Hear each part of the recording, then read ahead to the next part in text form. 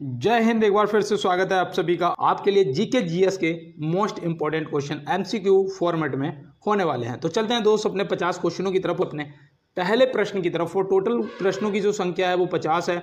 तो आप एक बार सभी प्रश्नों को नोट करेंगे और इसमें हमारे प्रीवियस आए हुए क्वेश्चन भी हैं, करंट अफेयर के भी क्वेश्चन हैं और ए से लेकर जेड तक जहां से भी जो भी क्वेश्चन पूछा जा सकता है, संभावित हर प्रकार के प्रश्न आपको क्लास के अंदर मिलेंगे। तो चलते हैं दोस्त बिना रुके अपने पहले प्रश्न पे और देखते हैं आज हमारे लिए पहला प्रश्न क्या होने वाला है। तो यहाँ पे दिया गया है आरबीआई द्वारा निर्धारित वर्तमान रेपो दर क्या है। तो रेपो दर आपको बतानी है। RBI reserve bank of India ने जो रेपो दर निर्धारित कर रखी है वो कितनी है। तो हमारी जो वर्तमान में है वो है 6.5%। ऑप्शन सी यहाँ से बिल्कुल सही जवाब हो जाएगा। तो चलते हैं दोस्त अपने अगले प्रश्न की तरफ और देखते हैं हमारा अगला प्रश्न क्या है। देखो यहाँ पे बहुत अच्छा प्रश्न है, इसको नोट कर लेना। और जो अभी मैंने आपको कराया था रेपो दर 6.5 वो भी नोट कर लेना, क्योंकि वो आपके देखो एसआई का अगर आपने अप्लाई किया है तो वो जरूर पूछा जाएगा और करंट का क्वेश्चन है। तो यहाँ पे देखो दिया गया है बचपन बचाओ आंदोलन किसने आरंभ किया था। बचपन बचाओ आंदोलन किसने आरंभ किया था।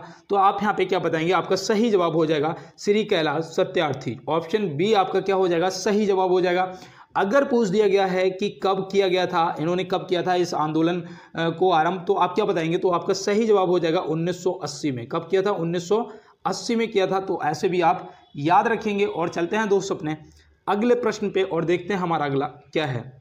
देखो यहाँ पे पूछा गया है कि भारत का स्थायी अनुसंधान केंद्र दक्षिण गंगोत्री कहाँ है। भारत का स्थायी अनुसंधान केंद्र दक्षिण गंगोत्री कहाँ है। ये देखो आपके आरआरबी में पूछा जा चुका क्वेश्चन है, ठीक है। तो इससे आप एक बार नोट कर लेना और ये आपके लिए इंपॉर्टेंट है। अंटार्कटिका आप याद रखेंगे, जो कि ऑप्शन ए में दिया गया है। तो ऑप्शन ए यहाँ से क्या हो जाएगा, आपके इस प्रश्न का सही जवाब हो जाएगा। तो मैं उम्मीद करता हूँ यहाँ तक मैंने जो भी आपको बताया है आपने नोट किया होगा। और देखो यहाँ पे पूछा गया है तुल्लुभ वंश का संस्थापक कौन था। तुल्लुभ वंश का संस्थापक कौन था, तो इसे आप किस तरीके से इसका जवाब करेंगे, आपका सही जवाब क्या होगा। तो यहाँ पे आपका सही जवाब जो है वो होना चाहिए ऑप्शन सी, वीर नरसिंह। वीर नरसिंह, ऑप्शन सी आपका सही जवाब हो जाएगा। यहाँ पे देखिए, यहाँ पे और भी दे रखे हैं, जैसे कि गोपाल दे रखा है। तो गोपाल कौन से वंश का संस्थापक था, तो मैंने उस दिन भी आपको बताया था कि याद रखना गोपाल जो है ये पाल वंश का संस्थापक है। किसका, पाल वंश का संस्थापक है। अब देखो यहाँ पे हरियर और बुक्का दे रखा है। हरियर और बुक्का जो है ये मैं आपको बता दूं ये संगम वंश के संस्थापक थे। किसके, संगम वंश के। तो ये भी देखो याद रखना दोस्त, हो सकता है कि पेपर के अंदर आपसे पूछ लिया जाए। अब मैं यहाँ पे एक प्रश्न पूछता हूँ, अगर आप एसआई की तैयारी कर रहे हैं तो आप बताएंगे, कांस्टेबल वाले के लिए ये माफ है, ठीक है। अगर नहीं भी बताएंगे तो भी कोई दिक्कत नहीं है।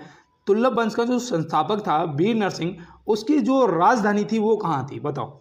तो वो याद रखना दोस्त, क्या बताओगे, विजयनगर। क्या बताओगे, विजयनगर। तो ये भी आप याद रखेंगे और नोट कर लेना दोस्त। चलते हैं अपने अगले प्रश्न पे। देखो यहाँ पे दिया गया है नहर निर्माण करने वाला दिल्ली का प्रथम सुल्तान कौन था, जरूर पूछा जाएगा। और ये देखो सिलेक्टेड क्वेश्चन है दोस्त। इसे कल मुझे कोई दीदी मैसेज कर रही थी, मतलब कि वो कमेंट बॉक्स में कि भैया क्या स्पीडो से पढ़ा रहे हैं, स्पीडो। तो भाई देखो मुझे तो स्पीडो पता नहीं है कि आप क्या बता रहे थे, लेकिन हाँ दोस्त मैं जो भी आपको बता रहा हूँ मुझे इतना पता है कि ये आपके लिए इंपॉर्टेंट है। आप इसे बस नोट करते जाइएगा, आपका फायदा होगा। देखो यहाँ पे आपका जो दिल्ली का वह कौन प्रथम मतलब नहर निर्माण कराने वाला सुल्तान था, तो आप क्या बताएंगे, वो था गयासुद्दीन तुगलक। गयासुद्दीन तुगलक, मतलब ऑप्शन बी क्या हो जाएगा, आपका सही जवाब हो जाएगा।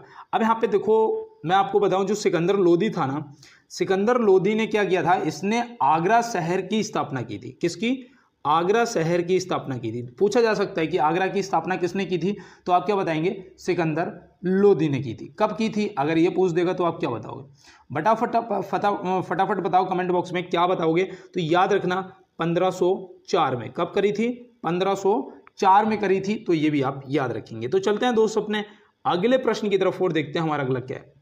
यहाँ पे पूछा गया है 64वें अंतरराष्ट्रीय गणित ओलंपियाड में भारत किस स्थान पर रहा। देखो भाई ये आपके लिए इंपॉर्टेंट है, ये आपके लिए इंपॉर्टेंट है और आप यहाँ पे बताइएगा। देखो करंट का क्वेश्चन है दोस्त, बिल्कुल भी खिलवाड़ नहीं करना है और इसे नोट करना है। तो आप याद रखना 9वें स्थान पर रहा। कितने, 9वें स्थान पर रहा। और देखो इसमें जो टोटल पदक हैं वो कितने जीते थे बताओ, भारत ने टोटल पदक कितने जीते थे। तो आप यहाँ पे क्या बताएंगे, यहाँ पे आप बता देना कि भैया 6 पदक जीते थे। कितने, 6, जिसमें आपके 2 स्वर्ण थे, 2 रजत थे और 2 कांस्य थे। तो याद रखना 2 स्वर्ण, 2 रजत और 2 कांस्य, टोटल 6 पदक जीते थे और भारत 9वें स्थान पर रहा। आपको याद रहेगा ना। चलते हैं फिर अगले प्रश्न की तरफ। देखो यहाँ पे दिया गया है मर्डेका कप किस खेल से संबंधित है। मर्डेका कप जो है वो किस खेल से संबंधित है। तो यहाँ पे मर्डेका जो कप है वो किस खेल से, तो आप यहाँ पे क्या बताएंगे, फुटबॉल बताएंगे। क्या बताएंगे, फुटबॉल आपका सही जवाब हो जाएगा। तो इसको देखो याद रखना है दोस्त। और मैं आपको बता दूं ये कहाँ पर आयोजित होता है, हो सकता है कि पूछ लिया जाए मर्डेका कप जो है ये खेल ये किस कहाँ पर आयोजित होता है। तो आप याद रखेंगे मलेशिया में होता है। मलेशिया में उनका जो क्या बोल सकते हैं मैत्रीपूर्ण अंतर्राष्ट्रीय टूर्नामेंट होता है। ठीक है, तो ऐसे आप याद रखेंगे। और देखो यहाँ पे आगा खां कप आपसे पूछा जाता है, आगा खां कप, तो याद रखना हॉकी से, क्योंकि हॉकी जो है वो भारत का राष्ट्रीय खेल है, वो भारत का राष्ट्रीय खेल है। तो ये भी आप याद रखेंगे। और देखो एक आपसे क्वेश्चन पूछा जाता है कि पेनल्टी किक कौन से खेल से संबंधित है। पेनल्टी किक, तो किक बाइक में मारते हैं ना भाई, किक कहाँ लगाते हो, बाइक में लगाते हो। तो याद रखना, तो वैसे किक जो पैर है वो किस में मारते हो, फुटबॉल में। तो पेनल्टी किक जो है वो फुटबॉल से संबंधित हो जाएगी। अब देखो एक प्रश्न और पूछा जाता है पेनल्टी स्ट्रोक। देखो दोनों में ज़्यादा डिफरेंस नहीं है, लेकिन ऐसा ना हो ना कि आप भूल जाए, तो ऐसा नहीं करना है। देखो पेनल्टी स्ट्रोक किस में होता है, हॉकी में। भाई बल्ले में स्ट्रोक होता है तो हॉकी में स्ट्रोक होता है। तो आप याद रखना जो पेनल्टी स्ट्रोक है वो हॉकी से संबंधित है। और देखो क्रिकेट से मैंने आपको गली और चाइना मैन बताया था, और क्या बताया था, गुगली शब्द बताया था। तो देखो गली शब्द, गुगली शब्द और चाइना मैन जो हैं ये आपके क्रिकेट से संबंधित है। अब दिलीप ट्रॉफी का संबंध किससे है, कौन से खेल से, और संतोष ट्रॉफी का बताओ। इन दोनों का आप कमेंट बॉक्स में बताएंगे, क्योंकि ये मैं आपको लगभग 4 बार कंटिन्यू प्रीवियस क्लासों में बता चुका हूँ। अगर आपने प्रीवियस क्लासों को नहीं देखा है तो एक बार चैनल पे विजिट करिएगा और देख लीजिएगा। देखो यहाँ पे दिया गया है कि रक्त का कौन सा घटक स्कंदन में सहायक होता है। रक्त का कौन सा घटक है जो स्कंदन में सहायक होता है, मतलब कि अगर इसे बोलें जैसे कि रक्त बह रहा है तो उसे जमाने में, ऐसे समझ सकते हो ना, रक्त अगर बह रहा है, उसे देखा होगा जब कहीं से रक्त निकलता है हाथ से या कहीं चोट लग जाए तो क्या होता है, बार बार ऐसे जमने लगता है। तो उस पर जो वाइट सेल्स होते हैं आप ऐसे समझ सकते हो, तो वो स्कंदन कहते हैं, मतलब जमाना। तो यहाँ पे जो रक्त का कौन सा घटक है जो स्कंदन में सहायक होता है, आपको यहाँ पे ये बताना है। तो याद रखना वो आपका हो जाएगा प्लेटलेट्स। ऑप्शन बी आपका क्या हो जाएगा, सही जवाब। और देखो ये क्या करता है, ये करता है कि ये देखो जो जमाता है वो तो आपका विटामिन के जमाता है। कौन जमाता है, देखो पूछा जा सकता है, ये भी पूछा जा सकता है कि रक्त का कौन सा घटक स्कंदन में सहायक है, या ऐसे पूछेगा तो आपको हो सकता है यहाँ पे विटामिन के नाम दे दे। तो याद रखना वो विटामिन के होता है। कौन सा, विटामिन के होता है। और ये देखो जो प्लेटलेट्स है ना, ये क्या करते हैं, ये विटामिन के को मतलब बढ़ावा देते हैं। ठीक है, तो इस तरीके से आप याद रखेंगे। और चलते हैं दोस्तों अपने अगले प्रश्न में। तो क्या यहाँ पे पूछा गया है ओजोन परत की मोटाई नापने में किसकी इकाई का प्रयोग किया जाता है। ओजोन परत की मोटाई नापने में किसकी इकाई का प्रयोग किया जाता है। तो यहाँ पे आप क्या बताएंगे, डॉप्सन, प्रकाश वर्ष या सिस्मोग्राफ। तो यहाँ पे देखो मैं आपको जो जवाब बताने वाला हूँ आप नोट कर लेना, क्योंकि ये प्रश्न आपसे पूछे जाते हैं। और यहाँ पे ऑप्शन ए हो जाएगा आपका डॉप्सन, बिल्कुल सही जवाब। जो ओजोन परत है उसकी मोटाई डॉप्सन से नापी जाती है। और साथ में आपको बता दें कि अगर एक ग्रह से दूसरे ग्रह की लंबाई को दूरी को नापेंगे तो वो प्रकाश वर्ष में नापी जाती है, वो प्रकाश वर्ष में नापी जाती है। तो ये भी आप याद रखेंगे ना, भूल तो नहीं जाएंगे। अब देखो यहाँ पे सिस्मोग्राफ भी दे रखा है। सिस्मोग्राफ क्या करता है, ये भूकंपीय तरंगों को भूकंपीय तरंगें जो होती हैं उन्हें रिकॉर्ड करता है। तो आप ऐसे याद रखेंगे सिस्मोग्राफ जो है वो भूकंपीय तरंगों को रिकॉर्ड करता है। तो चलते हैं फिर अपने अगले प्रश्न पे। और मैं उम्मीद करता हूँ यहाँ पे जो भी मैंने आपको बताया आपको समझ आया होगा।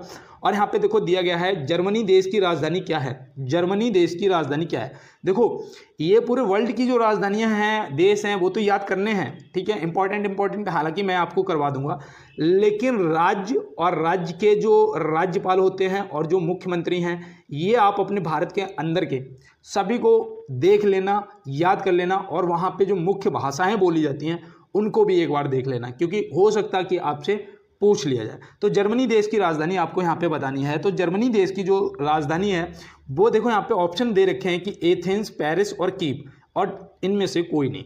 तो भाई मैं आपको बता दूं यहाँ पे आपका सही जवाब हो जाएगा इनमें से कोई नहीं, क्योंकि जो जर्मनी देश की, हम मुझे पता है आपने ए अभी या सी में से कोई एक जवाब करा होगा और आपका गलत जवाब हो गया, क्योंकि याद रखना वार्लिन है। क्या है, वार्लिन है। तो ये आप देखो नोट कर लो, ठीक है, वार्लिन है। और ये आपकी कहाँ की, जर्मनी देश की है। एथेंस जो है ये किस देश की राजधानी है? एथेंस जो है ये किस देश की राजधानी है? तो आप क्या बताएंगे? यूनान की राजधानी है। किसकी?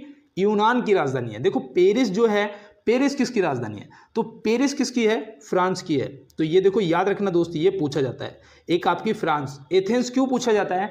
एथेंस पूछा जाता है कि जो देखो हमारे आधुनिक ओलंपिक खेल हैं, इनकी शुरुआत हुई थी कहाँ पर? एथेंस में। और कब हुई थी? ये भी याद रखना, 1896 में हुई थी। कब हुई थी? 1896 में हुई थी। तो मैं उम्मीद करता हूँ ये आपको याद रहेगा।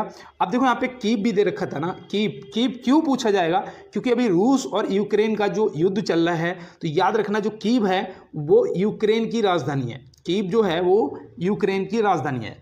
अब देखो यहाँ पे मैं आपको बताऊँ, आपको उस दिन मैंने जो इससे पहले क्लास में मैंने आपको ऑस्ट्रेलिया की राजधानी बताई थी कि बहुत क्या होता है, ऑप्शन में सिडनी मिलता है और हम लगा देते हैं, लेकिन याद रखना कैनबरा है। ऑस्ट्रिया की राजधानी बताई थी, कौन सी थी? वियना थी। क्या थी? वियना थी। तो ये देखो आप सभी राजधानियों को याद रखेंगे। और यहाँ पे देखो पूछा गया है बोमडिला दर्रा कहाँ स्थित है? बोमडिला दर्रा कहाँ स्थित है? तो इसका आप सही जवाब क्या लगाएंगे? फटाफट जवाब इसका लगाइएगा। और अगर आपको नहीं पता है तो आप क्या करेंगे? नोट करिएगा, क्योंकि यहाँ पे जो ऑप्शन ए दे रखा है अरुणाचल प्रदेश, वो क्या हो जाएगा? आपका सही जवाब हो जाएगा। और यहाँ पे देखो एक और दर्रा है, वो है आपका दिफू दर्रा। कौन सा? दिफू दर्रा। तो ये भी आप देखो याद रखेंगे, ठीक है। और देखो आपको मैं बताऊं, सिक्किम में पूछे जाते हैं। सिक्किम में एक तो आपका हो जाएगा नाथुला दर्रा, और एक याद रखना जयलेपा, ठीक है, ऐसे लिखा जाएगा जयलेपला, ठीक है, यहाँ पे पला, ठीक है। जयपला दर्रा जो है ये भी आपका कहाँ पर है? सिक्किम में है। तो ये भी देखो याद रखना। और जम्मू कश्मीर में आपका देखो, एक जम्मू कश्मीर में बताऊं मैं, एक तो आपका काराकोरम है और दूसरा आपका कौन सा हो जाएगा? दूसरा आपका जोजिला दर्रा हो जाएगा। जोजिला दर्रा और काराकोरम दर्रा, ये आपके इंपॉर्टेंट दर्रे हैं जो कि आपसे पूछे जाएंगे। तो चलते हैं दोस्तों अपने अगले प्रश्न की तरफ और देखते हैं हमारा अगला प्रश्न क्या है। देखो यहाँ पे पूछा गया है उत्तर प्रदेश का पहला ग्लास स्काई वॉक कहाँ प्रारंभ हुआ है? तो इसका फटाफट जवाब करिएगा और बताइएगा कि इसका जवाब क्या हो जाएगा सही। तो मैं उम्मीद करता हूँ इसका जवाब आपने कर दिया होगा कि उत्तर प्रदेश का पहला ग्लास स्काई वॉक कहाँ प्रारंभ हुआ है। तो देखो उत्तर प्रदेश का अगर पूछेगा ना तो हम बताएंगे चित्रकूट। उत्तर प्रदेश का पूछेगा तो बताएंगे चित्रकूट, जो कि ऑप्शन बी में दिया गया। लेकिन अगर भारत का पूछ देगा तो आप क्या बताओगे? भारत का पहला, तो भारत का जो पहला है वो कहाँ पर स्थापित किया गया है? तो देखो वो तो क्या हो जाएगा? सिक्किम हो जाएगा आपका। भारत का जो पहला था वो सिक्किम में, और यहाँ पे देखो उत्तर प्रदेश का पहला चित्रकूट में। तो मैं उम्मीद करता हूँ अब आप नहीं भूलेंगे। और चलते हैं दोस्त अपने अगले प्रश्न की तरफ। देखो यहाँ पे दिया गया है भारत में चिश्ती सिलसिले को किसने स्थापित किया था? चिश्ती सिलसिले को किसने स्थापित किया था? और ये इंपॉर्टेंट है भाई, ये आपके पेपर में पूछा जा चुका है। तो आप यहाँ पे क्या बताएंगे? आपका सही जवाब होगा शेख मोइनुद्दीन चिश्ती, जो कि ऑप्शन बी में दिया गया है। तो ऑप्शन बी आपका सही जवाब हो जाएगा। और अकबर ने देखो दीन इलाही धर्म स्थापित किया था, ये तो आपको पता ही होगा। और चलते हैं दोस्तों अपने अगले प्रश्न की तरफ। देखो यहाँ पे दिया गया है दिल्ली भारत की राजधानी कब बनी? ये तो बहुत इजी क्वेश्चन है। 1911 में बनी थी। इससे पहले कहाँ था? इससे पहले कोलकाता में थी।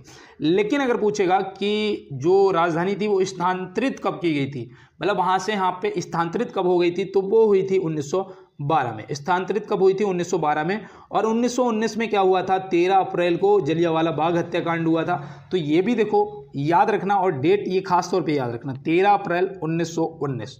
तो चलते हैं दोस्तों अपने अगले प्रश्न पे और देखते हैं हमारा अगला क्या है। भक्त तुकाराम कौन से मुगल सम्राट के समकालीन थे? आरआरबी में क्वेश्चन ये पूछा जा चुका है कि भक्त तुकाराम कौन से मुगल सम्राट के समकालीन थे। तो अगर आपको इसका जवाब पता है तो कमेंट बॉक्स में बताइएगा, और नहीं पता है तो आप क्या करेंगे? नोट करिएगा। तो यहाँ पे आपका सही जवाब हो जाएगा जहांगीर। जहांगीर ऑप्शन सी हो जाएगा। क्योंकि देखो अगर आपको नहीं पता है तो आप लिख लो कि जो जहांगीर था उसका शासन कब से कब तक रहा। तो उसका शासन रहा था 1605 से 1627 तक। कब तक रहा था? 1605 से 1627 तक रहा था। और इनका देखो, इनका जो जन्म था किनका? तुकाराम जी का, वो कब हुआ था? तो आप क्या बताएंगे? तो यहाँ पे आप बताएंगे 1608 में हुआ था भैया। कब हुआ था? 1608 में हुआ था। तो हम ऐसे भी बता सकते हैं कि ये किसके मुगल सम्राट के समकालीन रहे होंगे, तो जहांगीर। तो ऐसे आप याद रखेंगे। और चलते हैं दोस्त अपने अगले प्रश्न पे। बैसड़ब जन तो कहिए, बैसड़ब जन तो तैने कहिए के रचयिता कौन है? देखो ये मैं आपको बताऊं, ये गांधी जी का सबसे प्रिय भजन है। गांधी जी का सबसे प्रिय भजन कौन सा है, तो आप क्या बताएंगे, तो गांधी जी का है बैसड़ब जन जन तो कहिए जो पीर पराई जाने रे। तो इसके रचयिता पूछे गए हैं, तो आप याद रखना नरसिंह मेहता जी, जो कि यहाँ पे ऑप्शन ए हो जाएगा आपका बिल्कुल सही जवाब। और चलते हैं दोस्तों अपने, देखो बाण भट्ट जी दे रखे हैं, बाण भट्ट जी से एक आपकी हर्षचरित पूछी जाती है। कौन सी पूछी जाती है, हर्षचरित पुस्तक। और देखो ये किसके दरबार में थे, तो आप याद रखना ये हर्षवर्धन के दरबार में थे, तो ये भी आप याद रखना। और चलते हैं दोस्तों अपने अगले प्रश्न पे। भाई को एक बार क्या करेंगे, लाइक वाला बटन दबा देंगे और सभी को दबाना है, अपनी प्रेजेंट लगानी है, साथ में चैनल को सब्सक्राइब भी करना है और ज़्यादा से ज़्यादा अपने दोस्तों के साथ में शेयर भी करना है। और देखो मैं आपको बताऊं, आप लोग मेरा बहुत सपोर्ट कर रहे हैं, आप सभी को बहुत बहुत धन्यवाद, थैंक यू। और इसी तरीके से अपना प्यार बनाए रखो अपने भाई पे। और चलते हैं दोस्त, और भाई भी आपके लिए लगातार 50 क्वेश्चन इंपॉर्टेंट आपके लिए डेली करवाता रहेगा जब तक आपका पेपर नहीं हो जाता है। देखो यहाँ पे दिया गया है, गुजरात विजय की यादगार में अकबर ने किसका निर्माण करवाया था। देखो ये इंपॉर्टेंट है, याद रखना कि गुजरात विजय की यादगार में अकबर ने किसका निर्माण कराया था, तो ये था बुलंद दरवाजा। और मैं आपको यहाँ पे देखो बुलंद दरवाजा से एक चीज़ बताऊँ कि दुनिया का सबसे ऊँचा प्रवेश द्वार जो है वो कौन सा है, बुलंद दरवाजा है, दुनिया का सबसे ऊँचा। तो ये आप याद रखना, प्रवेश द्वार सबसे ऊंचा बुलंद दरवाजा है जो कि अकबर ने बनवाया था। और यहाँ पे देखो चलते हैं अपने अगले प्रश्न पे और देखते हैं हमारा अगला क्या है। देखो यहाँ पे दिया गया है, भारत में ग्रैंड ट्रैंक रोड किसने बनवाई थी। तो देखो ये तो आपको अब इनमें से आप देखेंगे शेर शाह सूरी, बहादुर शाह जफर द्वितीय या फिर अकबर, लेकिन आप सोचेंगे ये नाम तो इंग्लिश लग रहा है, तो बिल्कुल सही बात है भैया, क्योंकि शेर शाह सूरी ने बनवाया था। अब इसे ग्रैंड ट्रैंक रोड, जिसे हम जीटी रोड भी बोलते हैं, जीटी रोड भी बोलते हैं ना, तो इस चीज़ को याद रखेंगे। लेकिन अगर उस टाइम का नाम पूछ दिया गया तो याद रखना सदक ए आजम। क्या बोलते थे, सदक ए आजम। तो ये भी आप याद रखेंगे, सदक ए आजम। तो मैं उम्मीद करता हूँ, जैसे अब ग्रैंड ट्रैंक रोड बोलते हैं, तो मैं उम्मीद करता हूँ आपने इसे नोट किया होगा, सदक ए आजम।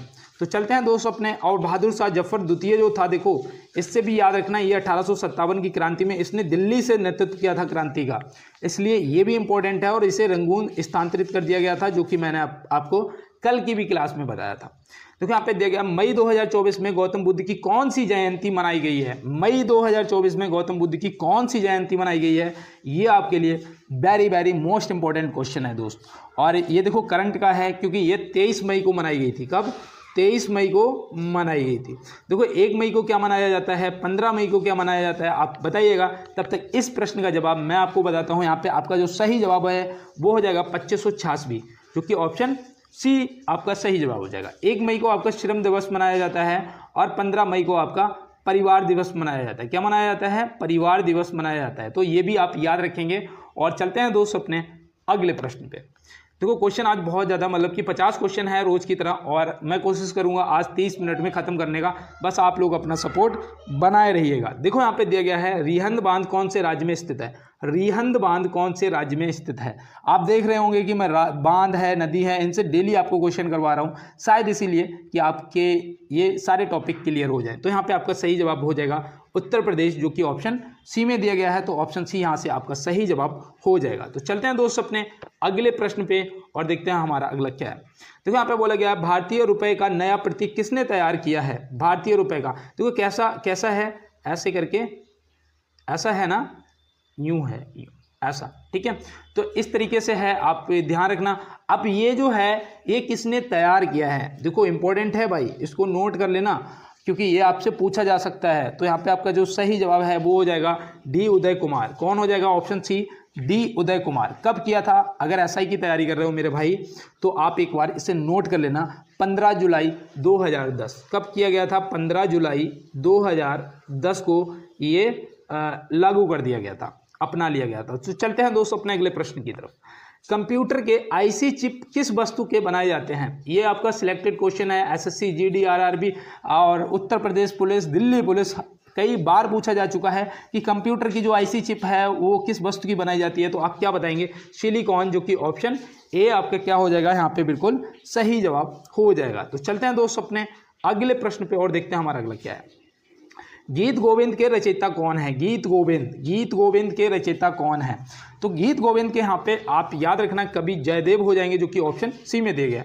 और सॉरी, देखो ये आपका, मैं इस पे वेरी वेरी मोस्ट इंपॉर्टेंट इसीलिए लिख रहा हूँ कि ये प्रश्न आपसे पूछा जाएगा। और मुंशी प्रेमचंद जी से मैंने आपको गोदान और गबन दोनों बताई थी ना, इन दोनों में से कोई एक पूछी जाएगी, आप याद रखना। और ये मैंने बिस्मार्क आपको क्या बताया था कि जर्मनी, ये कहाँ का था भाई, जर्मनी का था ना, जर्मनी, तो ये भी आप याद रखना। देखो यहाँ पे दिया गया है, किस मुगल बादशाह ने जजिया नामक कर पुनः लगाया। तो देखो पहले तो मैं आपको बताऊं, अकबर ने इसे हटा दिया था, पहले जब लगा था अकबर ने इसे हटा दिया था, फिर इसे दोबारा किसने लगाया था, जब दोबारा लगाया गया तभी ये इंपॉर्टेंट हो गया आपके लिए। अब आपको याद रखना है कि औरंगजेब ने दोबारा लगाया था, औरंगजेब ने इसे दोबारा लगाया था, तो ये देखो याद रखना। और ये आपके आरआरबी में पूछा जा चुका है, ये शायद 2005 में पूछा गया था ये प्रश्न, और मैं इसीलिए आपको करा रहा हूँ। मैं आपको बता दूं कि 2000 से लेके और 2024 तक जो भी पेपर हुए हैं, लगभग आरपीएफ के तो 2019 में हुए थे, उससे पहले आरआरबी के जितने भी जो भी आपके ग्रुप दिखे, तो वहाँ से जितने भी प्रश्न हैं, देखो जो रेलवे है ना वो रिपीटेड क्वेश्चन करती है, रिपीट करती है, तो इसीलिए मैं वो तो आपको करवा ही रहा हूँ, साथ में उनसे रिलेटिव जो बन सकते हैं वो भी करवाता हूँ। तो यहाँ पे देखो दिए गए हैं, चौथे एशियाई पैरा खेलों में भारत ने कितने पदक जीते। ये आपके लिए very very most important current का क्वेश्चन आप बताइएगा, चौथे एशियाई पैरा खेलों में भारत ने कितने पदक जीते। तो यहाँ पे आपका सही जवाब है वो हो जाएगा 111। क्या हो जाएगा, 111। कितने जीते भाई, 111। इसमें पहले स्थान पर कौन सा देश रहा, तो पहले स्थान पर चीन रहा। कौन रहा, चीन। क्योंकि देखो अब यहाँ से एक चीज ये भी याद रखना, चीन तो पहले स्थान पे था ही, ये आयोजित भी चीन में हुए थे, तो ऐसे आप याद रखेंगे ना, पहले नंबर पर चीन, तो मतलब कि चीन में आयोजित हुए थे। तो मैं उम्मीद करता हूँ ये आप बिल्कुल भी नहीं इस प्रश्न को भूलेंगे। और अगर आपसे दूसरे नंबर पे पूछा जाएगा कि दूसरे नंबर पे कौन था, तो आप बताएंगे ईरान था। कौन था, ईरान था। अब यहाँ पे मैं अगर आपसे पूछता हूँ कि भारत कौन से नंबर पे था, तो देखो पूरे क्वेश्चन का ऑपरेशन करते हुए चल रहे हैं दोस्त, भारत जो था वो 5वें स्थान पर था। अब यहाँ तक आपको समझ आ गया। अब अगर मैं यहाँ पे पूछता हूँ कि भारत इसमें स्वर्ण पदक कितने जीता, क्योंकि देखो ये प्रश्न पूछे जाने की पूरी 99% जो 99% की उम्मीद है वो मैं आपको बता रहा हूँ। अब यहाँ पे आपको स्वर्ण पदक पूछे जाएंगे, तो याद रखना जो स्वर्ण पदक जीते हैं भारत ने वो 29, मतलब कि 29 स्वर्ण पदक जीते हैं। अगर आपको रजत पदक पूछे जाएंगे तो वो 31 रजत पदक जीते हैं। और अगर आपसे कांस्य पूछे जाएंगे तो 51 कांस्य पदक जीते हैं। तो देखो आपके स्वर्ण पदक, रजत और कांस्य, तो ये देखो यहाँ पे ये भी आप नोट कर लेना, हो सकता है कि पेपर में आपसे पदक पूछ लिए जाए। देखो यहाँ पे दिया गया है, फतेह सागर झील किस राज्य में स्थित है। फतेह सागर झील किस राज्य में स्थित है, तो यहाँ पे आप क्या बताएंगे, यहाँ पे आपका सही जवाब क्या होगा, तो फटाफट बताइएगा। तो यहाँ पे दोस्त आपका क्या होगा, राजस्थान दे रखा, उदयपुर नहीं दे रखा है, तो कोई बात नहीं है, राजस्थान लगाओ यार, राजस्थान आपका क्या हो जाएगा, सही जवाब हो जाएगा। तो मैं उम्मीद करता हूँ ये आपने नोट कर लिया होगा। और देखो यहाँ पे जम्मू कश्मीर दे रखा है, जम्मू कश्मीर की मुझे कोई 2 झील बताओ, तो मुझे ऐसे ही याद रहेगा कि नांग, नागिन और शेषनाग, नांग, नागिन और शेषनाग और अनंतनाग, जितने भी नांग हैं वो कहाँ हैं, वो सब जम्मू कश्मीर में झील है, ठीक है। और जितने भी ताल हैं वो कहाँ हैं, वो सब उत्तराखंड में है, नैनीताल और भोरताल, जो भी ताल हैं वो सब उत्तराखंड में। और जितने नांग, नागिन, शेषनाग, अनंतनाग, जितनी झीलें हैं वो सब जम्मू कश्मीर में। तो ऐसे आप याद रखोगे ना, भूल तो नहीं जाओगे। चलते हैं फिर अपने अगले प्रश्न पे। देखो यहाँ पे दिया गया है, अध्यादेश जारी करने की शक्ति किस अनुच्छेद में है। ये प्रश्न मैं आपको पहले करवा चुका हूँ, मैंने आपको 1, 2, 3 भी बताया था, 143 भी बताया था, 164, 164, 3 के तीनों बताए थे। और इनमें से आपको इस प्रश्न का जवाब पता है तो ये आज आपके लिए मात्र एक SW है, आप कमेंट बॉक्स में बताएंगे। तो चलते हैं दोस्त, और जो भी बताएगा उसे एक समोसा मेरी तरफ से मानसिक रूप से इनाम कर दिया जाएगा, ठीक है। यहाँ पे दिया गया, भारत में बीबी का मकबरा कहाँ स्थित है। भारत में बीबी का मकबरा कहाँ स्थित है। देखो रबिया उद दौरानी का मकबरा, या बीबी का मकबरा, या फिर बोल सकते हैं ताजमहल की गंदी नकल, ठीक है। 3 तरीके से याद रखना, रबिया उद दौरानी का मकबरा, ताजमहल की गंदी नकल और बीबी का मकबरा, ठीक है। ये कहाँ स्थित हैं, तो देखो ये ना एक ही के नाम है, ये औरंगाबाद में है, जो कि ऑप्शन बी में दिए गए हैं। कहाँ पर हैं, औरंगाबाद में। तो ये आप याद रखोगे ना दोस्त, बोल तो नहीं जाओगे। चलते हैं फिर अपने अगले प्रश्न की तरफ। देखो यहाँ पे दिया गया है, बेगमपेट अंतर्राष्ट्रीय हवाई अड्डा किस राज्य में स्थित है। बेगमपेट, तो बताओ इंदिरा गांधी अंतर्राष्ट्रीय हवाई अड्डा कहाँ है, कमेंट बॉक्स में बताओ और प्रश्न का जवाब तुरंत करिएगा। तो प्रश्न का जो जवाब है वो आपका हो जाएगा हैदराबाद। बेगमपेट अंतर्राष्ट्रीय जो हवाई अड्डा है वो आपका हैदराबाद में, तो आप कर ले जाएंगे। अगर आपसे पूछ देगा कि जवाहरलाल नेहरू हवाई अड्डा कहाँ है, तो आप क्या बताओगे, तो याद रखना मुंबई में है। कहाँ है, मुंबई में है। जवाहरलाल हवाई अड्डा जो है जवाहरलाल नेहरू हवाई अड्डा वो मुंबई में है। अगर आपसे पूछा जाएगा सुभाष चंद्र बोस हवाई अड्डा जो है वो कहाँ है, तो आप क्या बताएंगे, कोलकाता में है। सुभाष चंद्र बोस हवाई अड्डा जो है वो कोलकाता में। और आईजी जो है इंदिरा गांधी हवाई अड्डा वो कहाँ है, तो वो है दिल्ली में। तो मैं उम्मीद करता हूँ कि आपने जवाब सही किया होगा। देखो यहाँ पे दिया गया है दक्षिण पूर्व रेलवे का मुख्यालय कहाँ स्थित है। ये देखो वेरी वेरी मोस्ट इंपॉर्टेंट यार, आप मुख्यालय याद रखना, मैं आपको जरूर करवा रहा हूँ, लेकिन आप भी याद रखना कि दक्षिण पूर्व रेलवे का जो मुख्यालय है वो आपका कहाँ पर है, तो वो दोस्त कोलकाता, जो कि ऑप्शन सी में दिया गया। तो ऑप्शन सी यहाँ से आपका सही हो जाएगा। इन्हें देखो नोट कर लो। और यहाँ पे देखो आपको बता दूं इलाहाबाद में कौन सा है, किस रेलवे का मुख्यालय है, तो उत्तर मध्य रेलवे का, किसका, उत्तर मध्य रेलवे का मुख्यालय जो है वो आपका इलाहाबाद में है। तो ये याद रखोगे ना। गोरखपुर में कौन सा है बताओ, गोरखपुर में बताओ, तो गोरखपुर में आपका पूर्वोत्तर रेलवे का हो जाएगा। किसका, पूर्वोत्तर रेलवे का जो मुख्यालय है वो आपका गोरखपुर में हो जाएगा। तो मैं उम्मीद करता हूं यहां से आपको ये 30 प्रश्न पूरी तरीके से समझ आ गए होंगे और मात्र आपके 20 प्रश्न बचे हैं और 10 मिनट का समय बचा है। तो यहाँ पे देखो दिया गया है जून 2024 में किसने लगातार तीसरी बार प्रधानमंत्री पद की शपथ ली। देखो ये तो हमारे माननीय नरेंद्र मोदी जी हैं, जो कि ऑप्शन ए आपका सही जवाब हो जाएगा।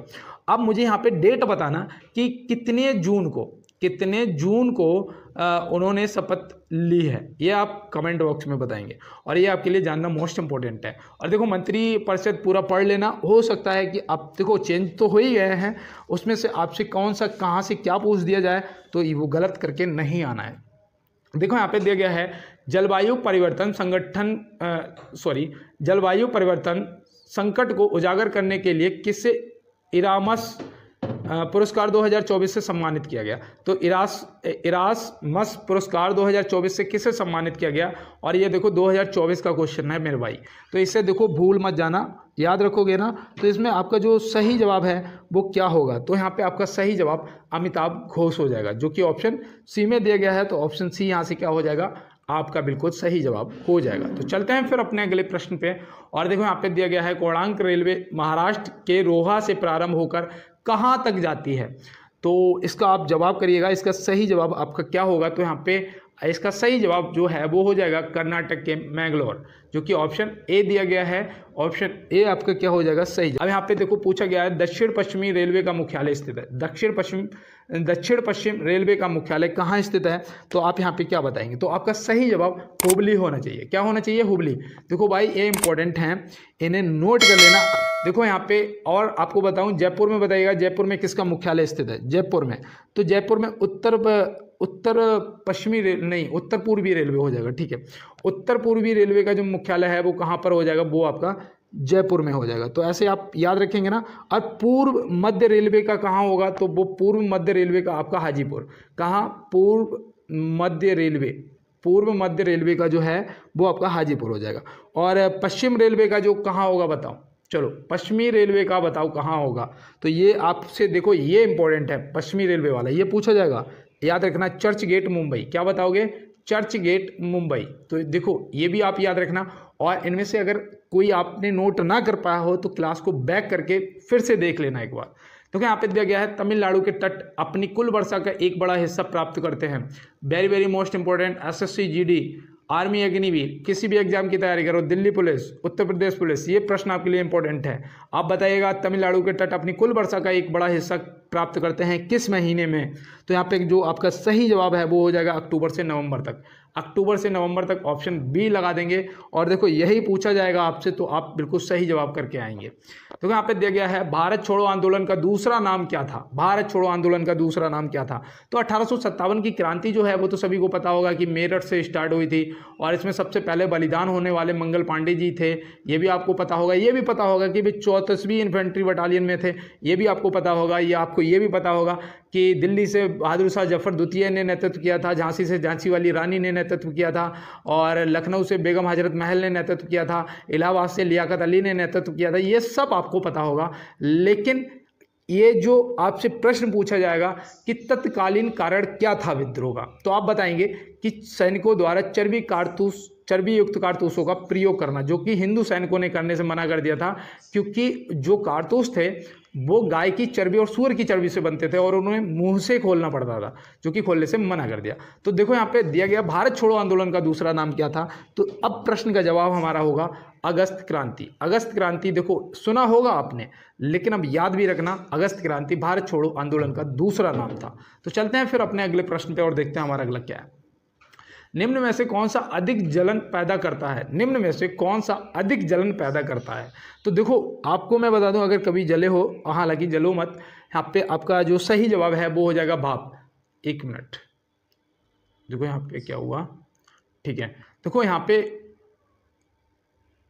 एक मिनट, ठीक है, यहाँ पे दिया गया है।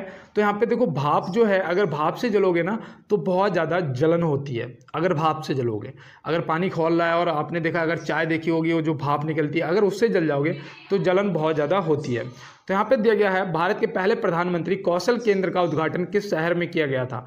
देखो ये आपके लिए इंपॉर्टेंट है ना, भारत के पहले प्रधानमंत्री कौशल केंद्र का उद्घाटन किस शहर में किया गया था। तो यहाँ पे आपका जो सही जवाब है वो होना चाहिए नई दिल्ली, जो कि ऑप्शन ए में दिया गया है। तो ऑप्शन ए यहाँ पे क्या हो जाएगा, आपका सही जवाब हो जाएगा। तो चलते हैं फिर अपने अगले प्रश्न पे और देखते हैं हमारा अगला क्या है।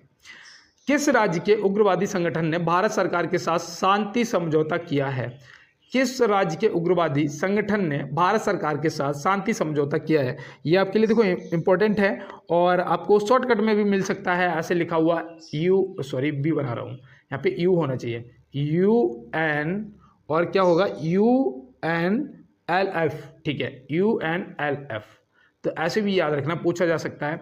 तो इसका शॉर्टकट है और यहाँ पे उग्रवादी संगठन जो है वो है मणिपुर, जो कि ऑप्शन सी हो जाएगा आपका यहाँ पे बिल्कुल सही जवाब। और मैं उम्मीद करता हूँ ये प्रश्न भी आपने नोट कर लिया होगा। और देखो 39 क्वेश्चन हो चुके हैं, 40 मतलब 40 क्वेश्चन हो गए हैं और मैं सिर्फ दूसरी बार कह रहा हूँ, 1 मिनट के लिए रुक रहा हूँ कि अभी तक जितने भी मेरे भाई बहन नए या पुराने मेरे साथ जुड़े हुए हैं, जिन्होंने अभी तक चैनल को सब्सक्राइब नहीं किया है, तो दोस्त सब्सक्राइब कर लो और साथ में क्लास को लाइक वाला बटन जरूर दबा देना, लाइक जरूर कर देना, करोगे ज़्यादा से ज़्यादा दोस्तों के साथ में शेयर कर देना।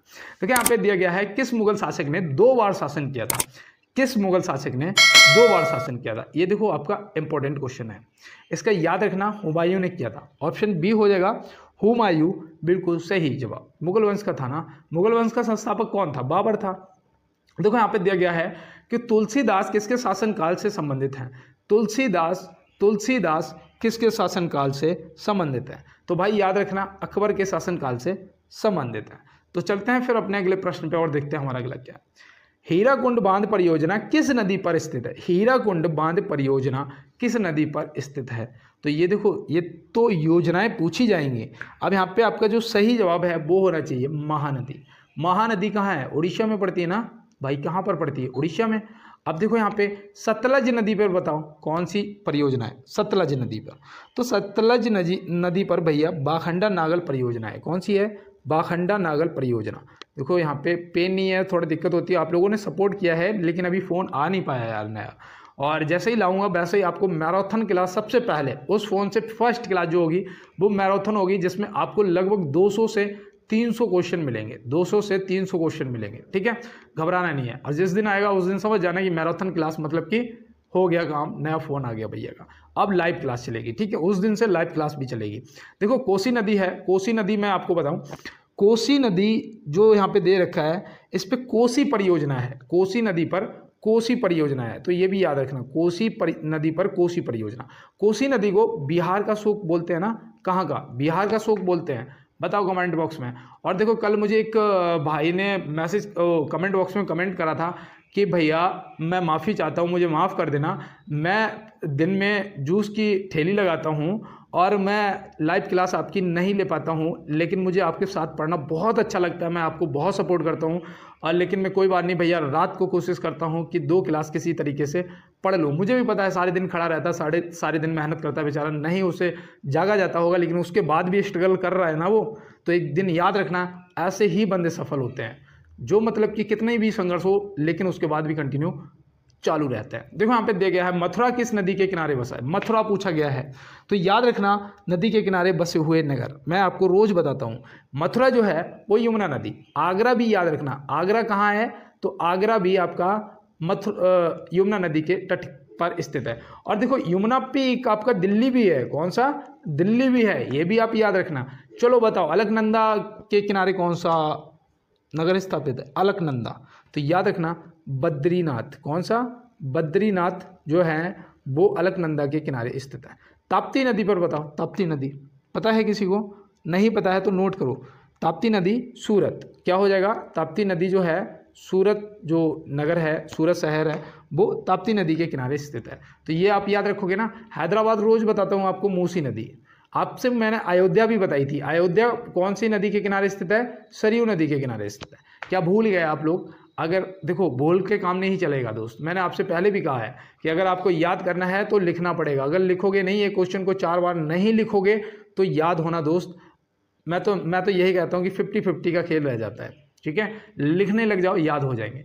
गुलमर्ग किस राज्य में स्थित है, भाई गुलमर्ग तो मुझे तो घूमने जाना है, और जिसको भी चलना हो मुझे बता देना, चलेंगे हम सब साथ में। और जो गुलमर्ग है ये जम्मू कश्मीर में स्थित है, कश्मीर बोल सकते हैं यहाँ पे, और बहुत ही शानदार जगह है घूमने लायक।